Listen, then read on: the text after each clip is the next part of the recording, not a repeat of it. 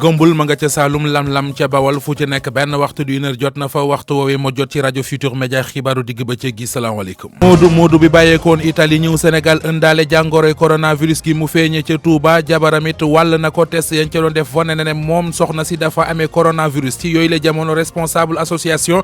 boo xamante ne ji dafa ëmb ay doxandéem di immigré sàkku ci doomu Sénégal yi nga xam ne ñoo nga ci Italie ñu toog ci moom la réew ba fekk ñuy génn ci yi la ñaaxo état bu Sénégal di xool nan lay réaménager budget 2020 ngir mën a taxaw jàmmarloo ko jàngoroy coronavirus ji nga xam ne moom la ñuy xeex jamono ji bëccëgu tey ji àdduna wërngal këpp di màggal lii di roño mu di rein fukki fan ak ñaar ci weeru mars insuffisance rénale bokk na ci feebar bi nga xamante ne ji mi ngi gën di law ci réew mi li koy sabab mooy ay fajkat yoo xam ne ci loolee la ñu koy jëmbat seen yitte moo desee bari fii ci réewum Sénégal danañu dem ci diwaanu Kaolack xool yëf ak tolluwaay bi grève de faim danañu ko tàmbali suba ñooñee ñooy ñaar fukki notaire ak ñaar yi ñu tuddee 22 notaires sans charge li ñuy ñaawloo ko jéebaa nekk xultu bokk na ci seenub liggéey gis nañu ne daal dafa am ay lënt loolu am na ca tey jii danañu amal lu aju ci conseil présidentiel Sénégal Gambie di ko séq ñaari réew yi war a waxtaane lu bari ci seen i coopération di jëflante mbirum xeex mi ñuy xeex garab àll bi ñuy gor dana bokk kon ca lañ cay waxtaane bu ñu nuppee ci loolee daañu dalal Ajaratu Binta Diallo moo ñuy faram fàcceel xibaar yi biti réew yi lu ciy gën a fa soxna si. Algérie am na kaawam gu njëkk ku faatu ci coronavirus ministre Algérie bi yor wàllu santé moo ko wax tey jii coronavirus ndax tax na ba bourse mondiale yi mi ngi nërmelu ana li mu nar a jural réewu Afrique yi ci wàllu koom Mounirou Ndiaye économiste dinañ ko si déglu Union africaine di waxtaan tey jii ca Congo Brazzaville mbiru Libye ñeenti réewu Afrique la ñu fa prier Afrique du Sud Égypte Algérie ak Tchad. tàggat yaram Bodian Youssouf yaa ñu koy faram fàccee luñ ci mën jàpp. ndax dañoo war a toxal ñetteel ak ñeenteelu bëccëg qualification CAN 2021 bu football. kaaf ne déet donte sax am na ay fédération yu koy sàkku nañ xool kon lan mooy gis-gisu ñi yëngu ci wàllum football ci continent bi ci waxtu woowu Real Madrid di def quarantaine ay joueur am maanaam ber kon joueurs yi nga xamante ne ñoo nekk ci équipe football bi ak équipe basket bi ndax kenn ci équipe basket bi moo am li di coronavirus ca Kaolack mun na am kon liggéeyu stade municipal bi mu door ci kon fan yi wala weer yi ñu jëm ndax mairie bi kon dina daaneel bépp construction ay tabax yu nekk kon ci terrain 7 hectares bi war a dalal stade boobule.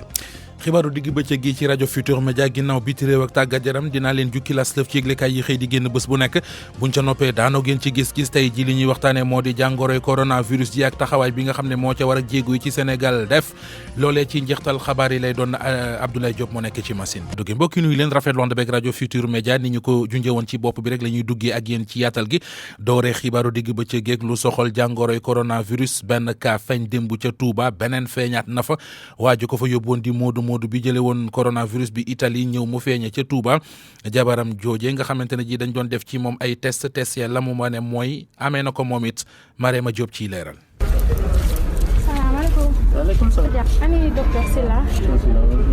ñaar fukki waxtu ci guddi yu manqué ay simili jot fii ci poste de santé bu Daaru Marnaan fi nga xam ne patient bi ñu testé positif ci Covid-19 bi fii la nekkoon ci ëtt bu hôpital bi ñu duggee ñu fekk fa ab oto bu service d'hygiène mu gaare.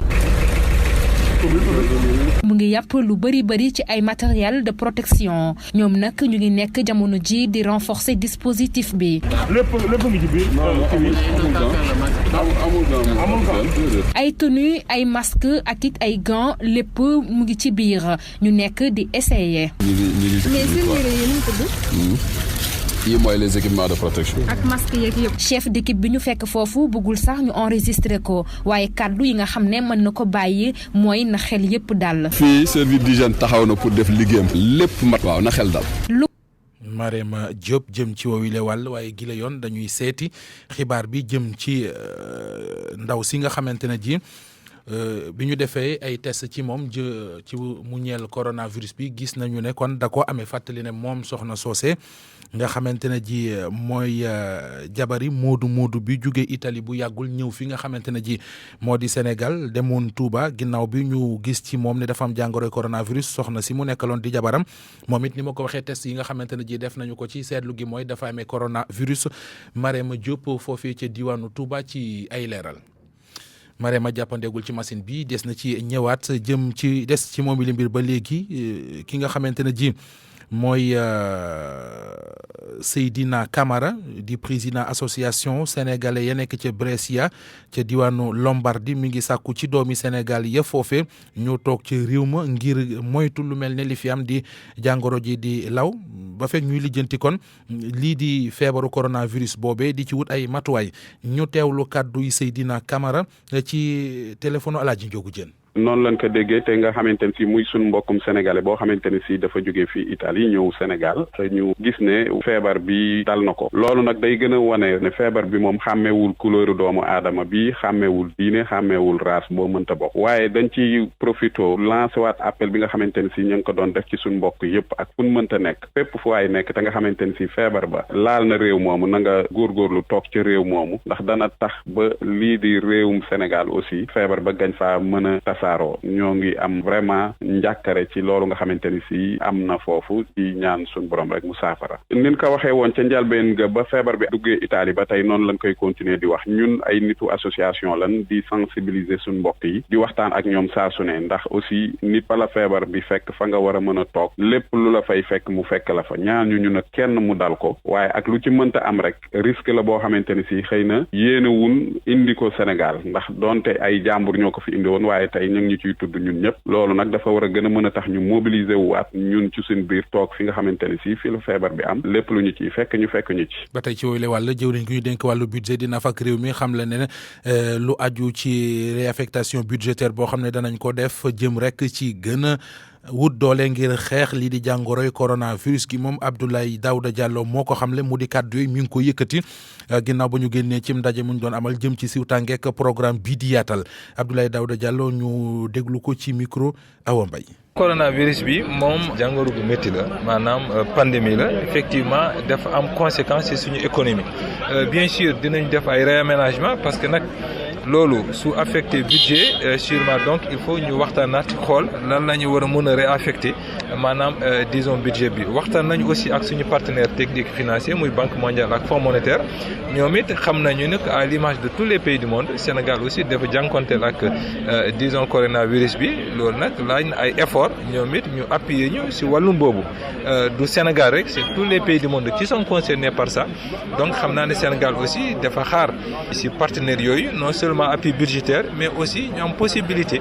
mën a réaménager suñu budget xool affectation yi fan lañ ko mën a affecté. mais koppar yi ñuy xaar excès guñu. non koppar yi excès guñu waaye dans tous les cas rafet nañ yor tënk dina ñëw incha allah parce que quand même c'est du sérieux ñun ñëpp xam nañu ko et du Sénégal rek disons le concerné effort yi dañu ko waxtaanee au plus haut niveau. maanaam ñu xam ne que c'est des appuis yi nga xam ne réew bu nekk ci situation yi war na mun effectivement donc profiter ci situation boobu. ministre budget di Abdoulaye Daouda Diallo ni ma ko junjee woon sànq ci ndorteel xabaar yi mu di beneen cas coronavirus bu feeñ fële ca Touba Modou bi ñu ne moom moo ko fa amee jabaram it bi ñu defee test seetlu nañu ne moom it am na ko leerali Marema Diop ca Touba. ñaareelu cas bu coronavirus fii ci Touba ginnaaw Modou boobu nga xam ne dafa jóge woon Italie juróom-benn fan ci weeru mars bi ñu génn te ñu saytu ko démb mu am jàngoro boobu di coronavirus jabaram itam am na ko ba ñu yóbbu ko démb ci centre des maladies infectieuses et tropicales bu hôpital Fann mu fekki fa jëkkër ji nga xam ne jotoon nañ ko rawale ñu ñuy xamal ba tey ni ñu juróomi prélèvement yoo xam ne ay cas suspect la yóbbu nañ ko ci Institut Pasteur bu Dakar jamono ji ñu ngi négandiku résultat yi te ñu ngi ñuy yëgal ba tey nu ñu résultat yooyu ni ngi tey dinañ ko jot fii ci Touba yeneen membre famille bu Modou boobu nag fi mu toll nii dañ leen placé en quarantaine teg si itam di leen saytu médecin chef bu district bu Touba dina amal ci loolu sax ab conférence de presse ni ngi tey jilee Marema Diop fii ci Touba RFM. Marema jaajëf des ba léegi ci wàllu wér-gu-yaram waaye ci beneen fànn bëccëgu tey gi fukki fan ak ñaar ci weeru mars mooy bëccëg bi ñu jagleel ci àdduna bi yëpp lii di rein mu di roño journée internationale du rein ñu jàpp ne it ponk bi ñu ci jàpp ren ji daal moo di ak wér ci wàllu roño ci ñëpp ak it ci fépp ci woowu la wàll professeur Farika di chef service néphrologie ci hôpital Aristide Le Dantec di xam le ne daal war nañoo gën a jëmbat yitte yi ci moytu gi waaye it sàkku na ci kilifa yi ñu defub xayma bu mat sëkk jëm ci xam ana moytu geek jéego yi ñu ci def ana kon fan la toll loolee ci gis-gisam dina mën a tax ñu taxaw ci xeex joojule jàngoro ñu teewlu ay kàddoom moom professeur Farika ci micro Awa Mbaye. ren xam maladie rénale dañ ne ci slogan bi su ma ko jéemee traduire ci wolof mooy wér-gu-yaram bu concerné surtout roño yi pour ñëpp et surtout nag ñu mën a dépister ñu am feebar roño bi parce que soo mënee dépister soo ko mënee dem saytu ko ci teel moom mooy tax nga mën a def prévention bi et puis moom mooy tax après ñu mën a def traitement bu gën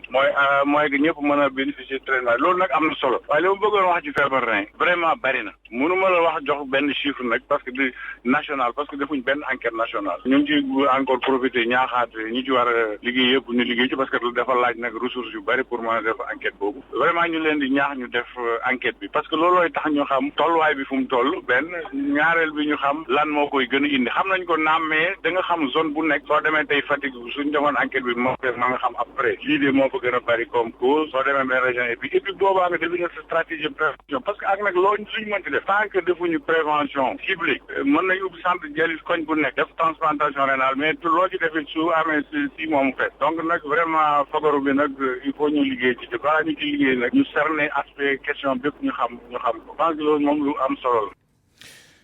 la wàllu wér-gu-yaram ñu tëjee ko ak li nga xamante ne ji moo jëm ci ñaareelu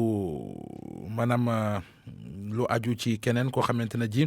dafa amee feebaru kon li nga xamante ne ji moo di sida loole ñi ngi ko doon wax fale kon ci diwaanu Londres professeur Souleymane Mboup di xam ne ñu xam ko kon ci jéego yu mu def jëm ci découverte VIH2 bi loole indi nay leeral kon jëm ci woowile wàll ñu teewlu ko moom professeur Souleymane Mboup. mët na fukki at léegi amoon na benn waay bu ñuy wax Timothy Brown boo xam ni dañ ko defaloon li ñuy wax ci français greffe de moelle dañ ci defoon ay li ñuy wax ay cellules yoo xam ni cellules yooyu virus bi mënu leen infecté nit kooku comme virus bi mënatu ko infecté cellules yooyu dafa wér complètement léegi loolu nag bi ñu ko defee mët na fukki at ñu ngi koy soog a nag defaat beneen yoon ci beneen patient bi kooku mi ngi tudd Adam Castillejo bi ñu ko defee presque mët na fanweeri weer léegi et biñ ko defee ba léegi gisatuñ feebar bi donc day confirmer ni cas bële parce que bi mu nekkee benn cas rek ñëpp dañ leen wax est-ce que lii dëgg la wala du dëgg mais li ñu def nii wanewaat nañu effectivement mën nañ ko def. professeur ci loolu ndax li nga xamante ne may na ñaari nit wér ci jàngoroy sida ndax mën nañ koo gën a yaatal ba ñu bëri jot ci. mais dañu wax ni loolu nag pour def ko day lu métti day lu diis et puis aussi dafa am danger donc du loo xam ni rek mën nañ ko utiliser pour ñëpp li ñuy wax lu tax jotuñu ko ñëpp pour ñu wér léegi mais intérêt bi mu am mooy dina wane ni mën nañu wér ci sida boobu léegi nag ñu def yeneen gëstu pour trouver xaj na ay méthodes yoo xam ni dina mën remplacer boobu mais boobu moom du méthode boo xam ni mën nañ ko jox ñëpp parce que li mu diis la ak lépp li muy laaj daal. pour man RFM mooy rajo bi gën a jege askan wi. RFM rajo bi jaamu seen soxla. waxtaane lu jëm ci trafic de bois ak xeex ki ñu koy xeex ci diwaanu Casamance ak tig-tigal googe jàppale ne ci diwaanu Ziguinchor tegoon nañu fa loxo ak it ci Kédougou sax ñoo xamante ne ji lii di bois d'Avène bi moom lañ doon jéem a trafiqué amit ay nit yu bari yoo xamante ne ji tudd nañu leen ci trafic boobee ñu teg leen loxo mu mel ni te ay camion yooyu jàpp nañu ko waa service eaux et forêt di fa def liggéey bu am solo ñu ànd ak Mouhamed Ali Mouba. ay opération yu bëri yoo xamante ni jot nañ ko def diggante Kédougou ak Ziguinchor ci Ziguinchor tout d'abord opération bi garde forestier yi def moo tax ñu jàpp benn camion gambien boo xamante ni dafa bëri woon bant ñu jàpp ko ci Sindian bi foofu nag ci Sindian zone rebelle la looloo tax kon garde forestier yi laaj ndimbal armée Sénégal jàppal leen ñu teg ci loxo ñeenti gambien ñu yóbbu leen tribunal waaye nag trafic de bois bi du Casamance kese Kédougou itam bokk na ci ndaxte situation géographique bi naka noonu itam gasum wurus bi ak ay étrangers yu bëri yi fa nekk foofu nag ci Kédougou ay opération yu bëri tax na ñu jàpp ci ay nit ñu bëri fukk ak juróom benn nit ñoo xamante ni dañ doon def trafic de bois ay burkinabé ay guinéen ak ay sénégalais bokk ci waaye ba léegi nii problème bi benn la garde forestier yi amuñu ay moyens yu bëri reportage reportage BBC wone na ko ñàkk moyen yooyu te nee na diggante Barrow bi mu ñëwee ci nguur gi ba tey lu ëpp 300 000 tonnes de bois jot nañ ko jël ci forêt Casamance yi yóbbu ko ci Chine exporté foofu jaarale ko ci Gambie loolu nag lu ëpp 1 million garab jot nañ ko dagg ci Casamance gannaaw ñàkk moyen bi agent forestier yi dañoo am problème ak conflit Casamance bi am na itam problème corruption ci trafic de bois boobule. ñaareelu ndaje mu di conseil présidentiel diggante Sénégal ak Gambie tey jii xëyee nañu ko mu doon ci teewaayu njiitu réew Sénégal di Macky Sall ak bu Gambie di Adama Barrow jàppale ne juróom-benn accord coopération jotoon nañu ko siifee ca ndaje mu njëkk ma gile yoon nag ma nga jëmoon ca yooyu le déggoo ci wàllu xeex bi ñuy xeex trafic bois bi waaye it fexe ba dem bekk dikk bi ci nit ñi ak seeni mbir gën a yomb mu di libre circulation des personnes et des biens ci diggante ñaari réew yi Alaaji Njogu Jeen sàccum bant bi nekkoon lu fës lool ci waxtaan yi diggante ñaari nguur yi ci ndaje bu njëkk bu conseil présidentiel bi ñu amaloon ca Banjul ci weeru mars atum 2018 kilifa yu Sénégal yi ak yu Gambie yi wane woon seen xemmemteef ci taxawal ay patrouille ci frontière bi ngir nag dakkal càccum bant googu nga xam te ne loraange gu rëy lay jural ñaari réew yi ñaari wàll yi sax ne woon daañu dajewaat ci weeru juillet ci commission mixte paritaire bi ngir wax naka lañ koy defee ak l'armée yi waaye nag seetlu bi moo di ne càccum bant gi mi ngi wéy diggante Sénégal ak Gambie leneen xamante ne fësoon na tam ci waxtaan yi muy wàllum dem beeg dikk bi nit ñi ak doomu aadama yi ci Sénégal bi ñaari gouvernement yi wane woon seen taxawaay ngir dakkal jafe-jafe yi nga xamante ne nit ñi dinañ koy jànkonteel rawatina nag wàllu dem beeg dikk bi ci tali bi ñaari président ci seen bopp di président Macky Sall ak président Adama Barrow daal di woon ñaawlu lu ni mel la ñu xam ne woon ne sax daañu taxawal genn kuréel goo xamante ne day xeex lépp loo xamante ne jaaduwul ci diggante ñaari réew yi rawatina wàllu marchandise yi ñuy yóbbu yamuñu woon foofu Sénégal ak Gambie déggoo nañ sax ci taxawal benn bés boo xamante ne dañ koy tuddee journée de la libre circulation des personnes et des biens di bés boo xamante ne dañ ciy màggal dem beeg dikk bi nit ñi ak doomu aadama yi ni mu leen neexee di bés boo xamante ne sax ñaari réew yi dañ ko waroon a awante ci yeneen poñ yi nga xamante ne nag déggoo woon nañ ci mu jëm ci assistance judiciaire maam taxawu ci wàllum yoon déggoo boobu waroon a may nit ñi nga xamante ne dañ leen a daan ñu war a tëdd kaso ñu mën leen a jële ci benn réew yóbbu leen ci beneen réew bi njàng mu kawe mi aada ak cosaan ak tàggateeram desul woon tamit gannaaw ci déggoo yooyu amoon conseil présidentiel diggante Sénégal ak Gambie ñu jëloon dogal amal ko ci weeru mars atum 2017 gannaaw gan gu njëkk goo xamante ne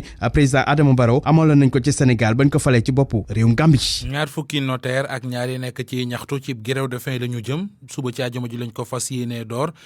gannaaw bu ñu jullee tisbaar ba nuppi la leen bëgg a dugal ci loolee nag ba ñu bëgg a sóobu ci xultoo ki ñaxtu daal moo di dañoo bëgg ñu dugal leen ci maanaam ñuy liggéey ndax gannaaw ñetti at yoo xam ne tàggatu nañu ko jot nañu kon ñu wax ci ñoom nee nañu it bu fekkente ne lijjanti wuñ leen duñ ci bañ dara daañu wéyal xeex bi ba lu leen yoon may rek ñu jël Umu Kalsum li ñaar fukk ak ñaari notaire yi nga xam ne ñoo jàlloon ci concours 2013 bi ñoo génn tey ngir naqarlu bedd bi ñu leen bedd ci métier bi ñoom ñi leen ngi xam ne ni suba ak jàmm dinañu amal ab grève xiifal ngir xiir njiit yi ci seen i mbir El Hadj Mansour Diop nekk ki jiite collectif ñaar fukk ak ñaari notaire yi. suñu wareef mooy képp koo xam ne dañ la teg loo xam ne ni du dëgg du yoon da nga ko war a bañ ba tëdd si naaj bañ boobu lañ fas yéene mottali def nañ conférence de presse def ay communiqué waxtaan nañ diisoo nañ mais nag lu ëpp tuuru bi yoon liñ décidé mooy àjjuma buñ julee tisbaar ba pare ñu dooral grève xiifal grève boobu nag ñi waral mu am du ñun ñii toog fii. ñetti at ginnaaw si ba ñu paree seen formation yi leen notaire ne boobu ba léegi mënuñoo liggéey ba tax na ñu ngi woo njiit yi ngir ñu dooleel ndaw ñi Cheikh Sarr nekk membre ci collectif bi. dañuy laaj rek ba xam dafa am Sénégalu ñenn ñi ak Sénégalu ña sa des fi mu nekk nag dañ ñëw fës nañu si mur bi lu mot juróom fukki nit dong nekk di exploiter loo xamante ne nii plus de 500 personnes mënoon nañ si nekk te bañ kenn ku dugg loolu lañ ne na fi yem. kuréelu diplômé yu amul liggéey yi dugg nañ ci xeex bi ngir jàppale notaire yi ñoom ñi leen ngi laaj ñu amal ab concours notaire nu mu gën a gaawee ngir may ndaw ñi seen chance Yves Zale nekk ki jiite kuréel diplômé yi amul liggéey yi. mun ñoo jël notariat bi ñett ko yeneen profession libérale yëpp ñu ñett leen bëgguñ kenn dugg ci parce que dañ ko dencal seen i doom ak seen i jarbaat ak ñoom seen loolu nag regroupement diplômé sans emploi dootu ko nangu te loolu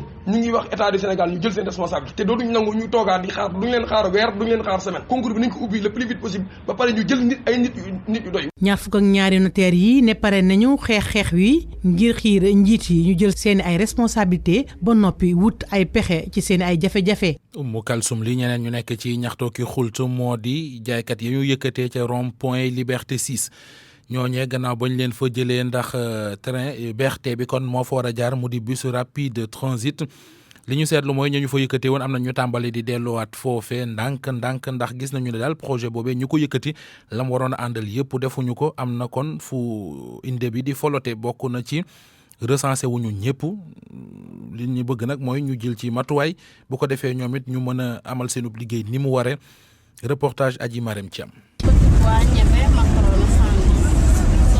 gannaaw déguerpissement bi ñu amaloon ci rond-point Liberté 6 ñu nemmeeku ay commerçants ak i marchands ambulants ñuy ñëwaat nànk-nànk Babacar Faye tollu ci 7 fukki at ñu fekk ko mu toog ak ay marchandises am di ay dàll ci wetu tali bi mu wax ne moo ngi fi waaye fas yéene wu fee yàgg li tax mu ñëwaat sax bokk na ci bañ a ñàkk clientèle am. waaw ginnaaw opération bi maa ngi fi pour le moment maa ngi fi. bu yoon yi ñëwee ba egsi wala ba ñëw ba mënatuñ fee liggéey dañuy dem feneen.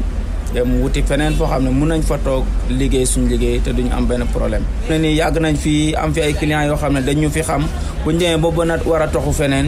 ñun dinañ am problème ak clients yooyu daal. ñu fekk ko muy waxtaan ak ay clientam Ndeye Faye xam na ni moo ngi def lu dëppawul ak yoon. ba tey ñu ngi toog ñun ay soutien de famille la ci lii la ñuy yëngu te lii instant yi amul leneen ci luñ jàpp waaw moo tax suñu yëkkatee ba tey ñu ngi nekk fi di liggéeyaat xel la ñuy toogee fii waaw dañuy toogee xel daal. bokk ci ñi ñu yëkkati ci déguerpissement bi chauffeuru taxi clando bi moo ngi fiy nekk lu bare bari Cheikh Ndiaye. garage bi yàgg na fi quoi mais gars yi ñoo ñëw taay yëkkati essai amatu bu ñu taxaw nii fu ñu dem police yi tax ñu daw essai dañuy liggéey di laqat mais liggéey bi doxatul noonu ñun ñu ngi fee mais gars yi dañuy taxaw ko leen. bu fekkee ñenn ci commerçant yi ñoo ngi ŋàññ ñi dëkkee ci boor bile ñoo ngi koy rafetlu bu baax a baax. Adja Marie Thiam. RFM. L'actualité internationale. Adja Binta Diallo lay dalalaat maa ngi leen nuyuwaat soxna si. fay la Mohamed Ndiaye. ñu doore kooku Algérie jàngoro coronavirus ba faat na fa nit ki njëkk. annonce bi ki ko def mooy ministre Algérie bi yor wàllu santé tey jii ku ñu am nañu kon ku faatu muy bu njëkk bi ci Covid 19 am na it yeneen juróomi cas yu bees kon léegi Algérie jàpp leen am na ñaar fukki cas ak ñeent ci coronavirus fekk ca Mali moom jël nañu dogal ne daal ñu jëlee xibaar bi ci Africa News ne bépp voyageur bu jógeeti ci réew yi nga xamante ne fa la Covid 19 bi ëppee suñu egsee aéroport rek dinañ leen isolé ci diiru fukki fan ak ñeent ki def annonce bi moo yor kàddu gouvernement bu Mali waaye waxul ban liste la ñu jàpp ci réew yi nga xam ne ñoom ñoo gën a am Covid 19. ñax goo nar a lakk-lakkaale gu tooy sabab li mooy di jàngoro jooje di Covid 19 am na lum jur ni tolof ci koom gi. ci koom gi mooy bourse mondiale yëpp nag mi ngi commencé nërmeel loolu nag dafa yokk intérêt taux intérêt yi nga xamante ni moom lañ lay joxe ci banque yi muy taux d'intérêt bancaire juróom-benn la woon ci téeméer boo jël léegi egsi na ba fukk ci téeméer boo jël te itam nag ñu ni kon ku bëgg xaalis ci Afrique di leb dina metti lool bu ñu jugee ci Covid 19 bile dañ ciy déglu leeraay yi ci Mounir Ndiaye indi xam-xamam màcc ci wàllu koom. damay commencé di wax ne nañ fàttaliku ne 2008 amoon na crise booba lañ ci waroon a def ci ay mesures fexe ba banques yi ba def njuumte yi indi woon loolu defuñu ko woon ba tey jii ñëwaat nañ ba problème boobu am coronavirus bi li mu indi moom mooy que ne taux d'intérêt yi ñu ngi augmenté parce que boo xoolee panique li ñuy wax panique mooy tiitaange parce que société yi nekk ci transport bi ak yi nekk ci pétrole bi yëpp dañuy menacé faillite comme que ñoom dañuy menacé daanu kon loolu day tax tout simplement nit ñi tiit ba pare bourse yi ñu ngi chuté taux d'intérêt yi ñu ngi augmenté par exemple boo gisee taux d'intérêt obligation yi en Europe seen i taux mi ngi augmenté fii ci Afrique ñun bu ñu daan leb ay obligation maanaam émettre ay obligation pour jël xaalis nguur yi di ko leb ak yooyu taux yi dañ daan nekk 6-7% mais gis nañ ne taux yi ñu ngi augmenté di dem ba 10% te loolu bu amee bor yi ñu koy jëlee pour fay ko dina métti lool parce que day diis ci fay bi waaw li mu mën a jural économie kon moom mooy ñu dem ba ñaari mbir am maanaam pour nga leb doo gisati xaalis boo leb parce que nit ñi dañuy tiit bu ñu lebalee seen xaalis bi naax saay deuxièmement boo lebee tamit di nga gis ne taux d'intérêt yi ngay lebee dañuy fort ba nga xam ne fay ba dina la sonal. Union africaine ñi nga fële ci Congo Brazzaville ngir waxtaanee Libye ak tolluwaay gi. Union africaine dafa yebal loolu ñuy wax benn groupe de contact ngir nag ñu waxtaanee tolluwaayu Libye naka la ñuy waxtaanee ci seen biir waa Libye ñeenti réew nag la fa yebal muy Afrique du Sud Égypte Algérie ak Tchad ñoom nag am nañu liggéey bu am solo ñu war cee ànd ak président bu Congo Denis Sassou Nguesso dem xalaat nag ana naka la ñuy doxalee ba mujj ba ñuy yegg ci forum bi nga xamante ne moom la ñu war a amal ci diggante waa Libye yëpp juboo forum boobu nag daanaka ci réewu Afrique lañ ko bëgg a amale. ñu dem fële Zambie lu xaw a doy waar a fa xew benn xale moom la fa police teg loxo ndax ne nañ dafa saaga président ba. fukki at ak juróom képp la am moom nag police bu Zambie da koo teg loxo lu ñu koy tuumaal ne dafa daal toog ci page Facebook am di yëkkati ay kàddu naka su dul noonu di saaga président de la République ba moo tax teg nañ ko loxo dinañ ko àtte te su moytuwul dina tëdd gën ngaa yées ñetti atu kaso. ñu jëlee xibaar bi ci BBC beneen xibaar ci Éthiopie ay journalistes dañ leen a suspendre ndax nag dañoo def benn photo montage premier ministre bi ak jabaram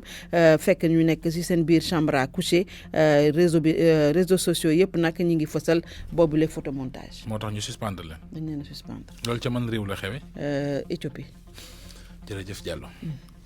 RFM Sport. 25 xibaaru tàggat yaram yi Youssouf maa ngi lay nuyu. jërëjëf Faye Mohamed. ay ca football wàllu CAF ndax dafay maanaam suspendre wala ndax day maintenir compétition yi. waaw loolu nag fi mu toll nii ku nekk mu ngi ciy joxe xalaatam ginnaaw bi CAF génnee communiqué bi ngeen wax ni yëf yi dina wéy ci continent bi di ay kon gis-gis yoo xamante gis-gis la boo xamante ne daanaka ñu bëri ñu waxal ñoom ànd nañ ci waaye nee nañu faaw ñu jël ay mesures yu wér ngir équipe nationale yi ndax ndaw ñi kon di joueurs yi dañuy bàyyi ko ca bitim réew ñoo ne ceek Aïssatou Faye Bodian. bu ñu sukkandikoo ci international bi lee di Lamine Boub CAF dogal bu mu jël baax na ndaxte Afrique dañu war a wëyal lii di football bi. CAF li mu def dafa c'est raisonnable parce que maladie yu bëri jaar nañ. il y a pas lieu ñu arrêté championnat yi wala ñu arrêté yenn compétition yi parce que maladie ki mu war a jël da lay jël. en Europe am na ñoo xam ne amuñu public et pourtant joueurs yaa ngi joué entre ñoom démb Paris Saint-Germain mi ngi joué à huis clos. Liverpool mi ngi joué plein de personnes moom Atlético léegi fan la maladie bi nekk kan xamu ko yàlla rek ko xam dañuy gëm yàlla rek. mu nekk gis-gis bi nga xamante ne suñu confrère bu équipe.fr nangu na ko Nabil Djelik moom di wax ni rek war nañu bàyyi xel bu baax a baax ci sélection nationale yi. La question peut se poser sur les prochains éliminatoires à la CAN parce que lu jëm ci wàllu élimination CAN bi di ñëw lu jaral laajte la am na ay joueurs yu bëri yu jóge Europe li ci mel ni Italie pour man war nañ ci bàyyi xel bu baax ci lu jëm ci championnat bi décision bi ñu jël na yaakaar naa ne lu normal la ndax boo xoolee ci Afrique virus bi bëriwul ñu fi jàpp mais lu jëm ci sélection nationale yi ak joueurs yi jóge Europe di ñëw war nañ xoolaat bu baax ndax dañ ko war a continuer am déet. La question de savoir est-ce qu'à un moment continuer ou pas. joueurs africains yu bëri ñu ngi évoluer ci Europe ak ci àdduna wërngal këpp fii ak fukki fan ñu ngi leen di xaarandi ci continent bi ngir ñu daal di amal lii di ñett ak ñeenteeli bés ci wàllum qualification bu CAN 2021. Aïssatou Faye Bodian. jaajëf Youssouf Bodian ñu waxtaanee wàllu Ligue Europa dinañu football 8e de finale yi tey jile. mbokk na ci match yi nga xamante ne dina intéressé kon sénégalais yi di Demba Ba ak club bu Turquie bi di Istanbul Başakşehir mooy daje ak Dame Doy ak FC Copenhague di club bu Danemark Olympiakos bu Grèce ak ñaari sénégalais mi Pape Abdou Cissé ak Ousseynou Ba ñu daje ak Wolverhampton bu Angleterre foofu nag am na doomu Mali bi di Adama Traoré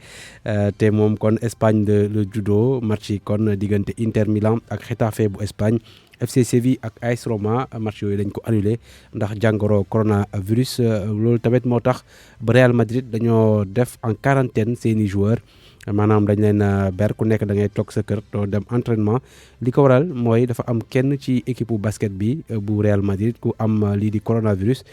te ñaari équipe yi yëpp ak football bi ak basket bi dafa am ay installation yoo xam ni ñoo ko bokk moo tax kon tey bi ndaw Zidane yi ñëwee pour entraîner wu dañ leen ne nañ ñibbi ba pare ñu tëj centre bi kenn du fa entraîner loolu kon la décision boobu lañu jël Liga espagnole nag moom it jël dogal ni day dàq ñaari bëccëg championnat yi di ñëw ki wàllum Liga espagnole kon Real Madrid en quarantaine fekki waa kon Juventus ñoom it ñu ngi en quarantaine ndax am na benn ci seen joueur boo xamante ni dafa amee coronavirus te joueur boobu dimanche bi rek mu ngi bokkoon ci équipe bi nga xamante ni moo doon jongante ak Inter Milan te mu daan ko ñaari bal ci dara maanaam kon Cristiano Ronaldo moom it jamono yi day toog këram waaw léegi kon yi fi jaxasoo na Mohamed ci wàllum football bi waaw ñoom ñëpp dañuy toog joueur bi ñu naan Daniel Rugani moom moo am kon kon coronavirus di défenseur keroog football contre Inter mu ngi toogoon kon ci banc bi waaye du ñàkk tamit joueur Inter yi ñoom fekkee ne am na ay contact nuyonte nañu ak moom gars yi ne leen nañ toog football féminin bi moom dina wéy fii ci Sénégal ak équipe nationale junior bi nga xamante ni kon dina daje ak Guinée-Bissau tey ci ngoon match bi ñu jàppee ko 17h lañ koy amal stade Aline Sitoé Diatta bu Ziguinchor match xaritoo la gaynde yu Sénégal di préparer ñaareelu tour éliminatoire coupe du monde U20 Sénégal ci tour bu njëkk bi Sierra Leone la éliminé war a daje ak Tanzanie mi éliminé waa Ouganda. Kaolack di waaja tabaxa foofee stade municipal am. waaw Descos nag moom door na daaneel lépp loo xamante ni tabax nañ ko foofulee te jaarul yoon ci terrain boo xamante ni 7 hectares la moo war a sax dalal terrain boobule di ab opération boo xamante ni kon ñu ngi ko doon amal ci quartier 5-5 bi nga xamante ni mooy dalal kon yëf yi mun na am kon lu yàggul travaux yi door même si kii di premier adjoint maire Kaolack joxewul kon précision ci wàllu woowule docteur Thierno Dieye la ñu déglu ak Ibrahima Diame. fii lañ bëgg a def stade municipal mais def bi aussi dafa am yoon parce que boo nee lii maa ko moom nga dox ba la nga moom nga gis ñu fa jàpp li ñu koy tuddee mooy nga tabax sa mur ne fii buñ koy lotisser xëy na mairie dina ma jox dara wala ki ko moom loolu moo dal li ñu fi nekkoon ñëpp parce que jaar nañ fi fekk fi 317 jàppandal ñoo xam ne ñi dañ teg mur rek dem seen yoon boo doon laaj kan moom kenn du la ko wax loolu lañ ne suñuy defar opération loolu yëpp dañ koy tëral si suuf parce que jàppandal du kër ñu fekk fi ñoo xam ne sami góorgóorlu nañ ba am fu ñuy suturloo ñoo ak seen famille muy fukk ak juróom-ñaar ñooñu boo ñëwee si site bi tey dañ leen fi bàyyi en attendant li ñuy tabax stade beeg yooyu yëpp mën nañ fexe ba ci pegg bi wala feneen foo xam ne soriwul ñu wutal leen foofu xam ne dañ fay toog di suturloo ak seen famille conserver seen dignité. ngeen def ko pour tabax fi stade bi datu tabax bi ki ko war a tabax jot na ordre de service xëy na lu mel ni la doon xaar pour mën a liggéey parce que mënoon nag banoo fekk ay tabax ñu taxaw nga war a tabax ci kaw tabax. docteur Dieye kon Thierno moom mooy premier adjoint au maire bu Kaolack Mohamed Ndiaye.